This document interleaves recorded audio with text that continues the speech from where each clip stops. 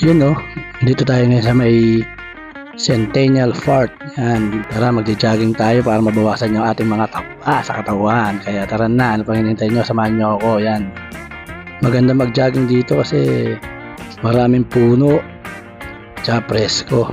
Kaya yung mga tao dito sa may Pampanga ay dito nag-jogging. Yan, yan nga pala yung aking anak at aking asawa. Yan. Yan, marami makikita dito, oh. Hindi lang mga puno.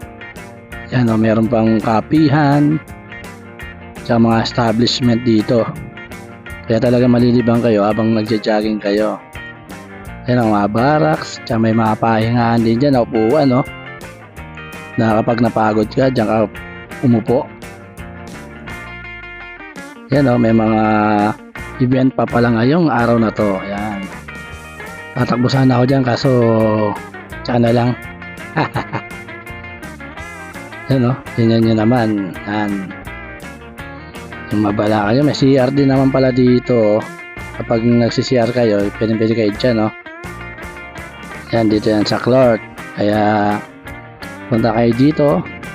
Yan, nakasampung ikot na ako dyan. Kaya medyo haggard na itsura ko dito eh. Sa layo ba naman nito, talagang mapapagod ka ng todo. Yan. Kaya nagwa-walking na lang kami para medyo mapahinga ng konti at pauwi na po kami niyan. Yan. Yan, salamat sa panonood.